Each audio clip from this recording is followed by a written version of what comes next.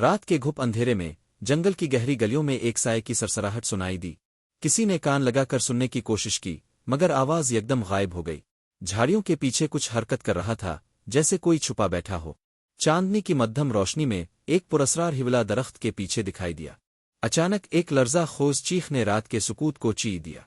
رات کے گیوپ اندھیرے میں جنگل کی گہری گلیوں میں ایک سائے کی سرسراہٹ سنائی دی۔ کسی نے کان لگا کر سننے کی کوشش کی، مگر آواز یکدم غائب ہو گئی۔ جھاڑیوں کے پیچھے کچھ حرکت کر رہا تھا، جیسے کوئی چھپا بیٹھا ہو۔ چاندنی کی مدھم روشنی میں ایک پراسرار ہبلا درخت کے پیچھے دکھائی دیا۔ اچانک ایک لفظ چیف نے رات کے سکوت کو چھی دیا۔ مکان کے اندر داخل ہوتے ہی دروازہ زوردار آواز کے ساتھ بند ہو گیا۔ اندھیرے میں کسی کی سرخ چمکتی آنکھیں جھلک رہی تھیں۔ ہوا میں کسی کے ہنسنے کی آواز گونجی، مگر کوئی نظر نہیں آیا۔ فرش پر خون کے دھبے اور پراسرار نشانات دکھائی دے رہے تھے۔ اچانک کسی نے پیچھے سے کندھے پر سخت گرفت جما لی۔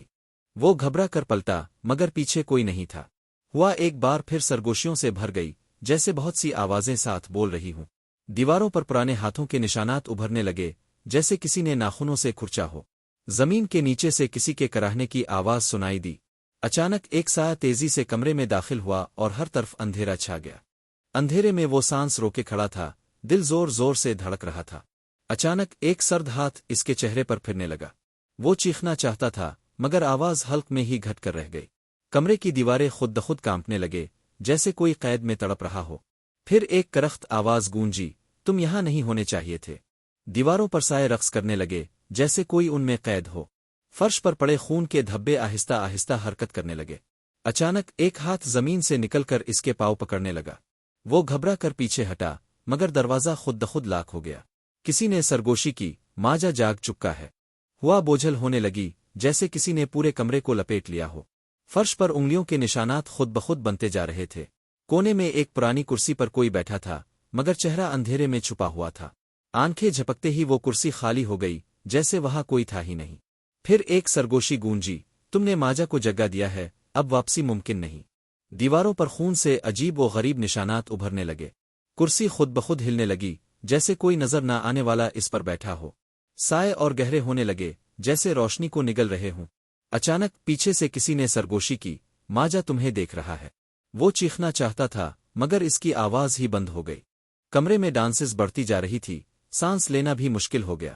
فرش پر پڑے خون کے دھبے آہستہ آہستہ الفاظ میں بدلنے لگے، بھاگ جاؤ۔ دیواروں سے ناخنوں کے کھرچنے کی دل دہلا دینے والی آواز آنے لگی۔ وہ پیچھے ہٹنے لگا، مگر کوئی نظر نہ آنے والا ہاتھ اسے روک رہا تھا۔ پھر اچانک ایک تیز چیخ گونجی اور ہر چیز لرزنے لگی۔ چیخ کے ساتھ ہی کمرے کی ہر چیز اپنی جگہ سے ہلنے لگی۔ دیواروں سے سیاہ دھواں نکلنے لگا، جیسے کوئی چھپا ہوا راز باہر آ رہا ہو۔ زمین پر ایک پرانی تصویر ابھری، جس میں ایک دھندلا چہرہ نظر آ رہا تھا۔ چہرے کی آنکھیں اچانک کھل گئیں اور خون ٹپکنے لگا۔ پھر وہی بھیانک آواز گونجی، اب تم بچ نہیں سکتے۔ تصویر سے نکلنے والا خون فرش پر پھیلنے لگا، جیسے کوئی سایہ رینگ رہا ہو۔ ہوا میں سرگوشیاں گونجنے لگے، نامعلوم زبان میں کوئی کچھ پڑھ رہا تھا۔ دروازہ زور سے بجنے لگا، جیسے کوئی بے قابو ہو کر اندر آنا چاہتا ہو۔ فرش پر موجود سائے اچانک انسانوں کی شکل اختیار کرنے لگے۔ پھر وہی بھیانک سرگوشی گونجی، ماجا تمہارے قریب ہے۔ دروازہ ایک زوردار دھماکے سے خود بخود کھل گیا۔ باہر کچھ بھی نہ تھا، مگر ایک سیاہ دھند اندر سرکنے لگی۔ وہ پیچھے ہٹنے لگا، مگر زمین پر کسی نے اس کا پاؤں پکڑ لیا۔ فرش کے نیچے سے کراہنے کی آوازیں تیز ہونے لگے، جیسے کوئی مدد مانگ رہا ہو۔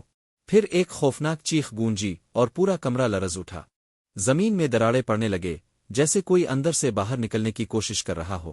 دھوئیں کے اندر سے ایک ہیولا نمودار ہوا، اس کی آنکھیں دہکتی ہوئی انگاروں جیسی تھیں۔ فرش پر پڑی تصویر خود بخود جلنے لگی اور جلتی راکھ سے ایک نام ابھرا، ماجا۔ ہوا میں ایک بھیانک قہقہا گونجا، جس سے پورا کمرہ لرز اٹھا۔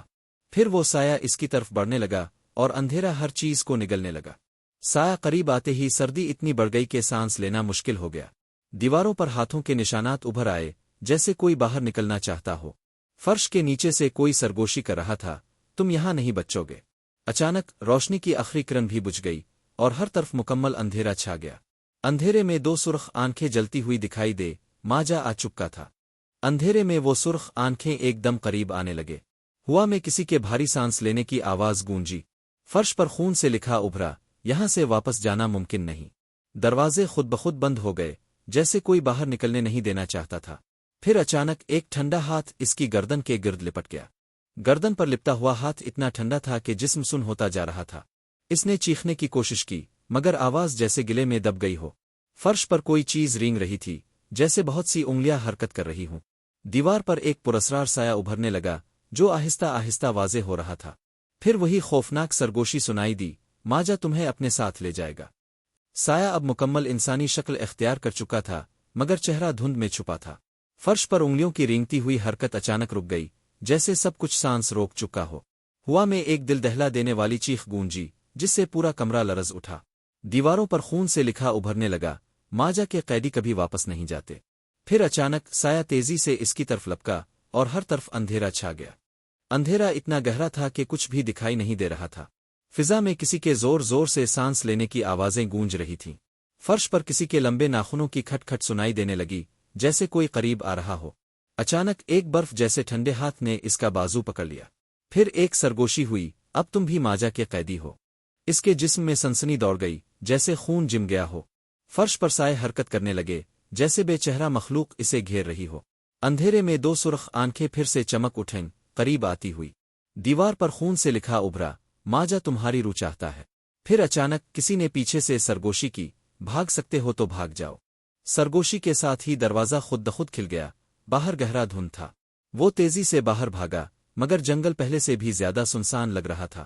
درختوں کی شاخیں آہستہ آہستہ لمبی ہو رہی تھیں جیسے کسی کے ہاتھ بن گئی ہوں۔ ہوا میں ایک بھیانک قہقہا گونجا، ماجا سے کوئی نہیں بچ سکتا۔ پھر زمین اچانک لرزنے لگی اور زمین کے نیچے سے کسی نے اس کا پاؤں پکڑ لیا۔ زمین کے نیچے سے جھانکتا ہوا ہاتھ تیزی سے اس کی ٹانگوں پر لپٹ گیا۔ وہ چیخا مگر آواز جنگل کی خاموشی میں دب کر رہ گئی۔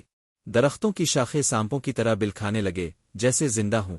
دھوئیں کے اندر سے ایک ہیولا نمودار ہوا، سرخ آنکھوں سے جلتا ہوا۔ پھر وہی خوفناک سرگوشی گونجی، اب تم ماجا کے ہی ہو۔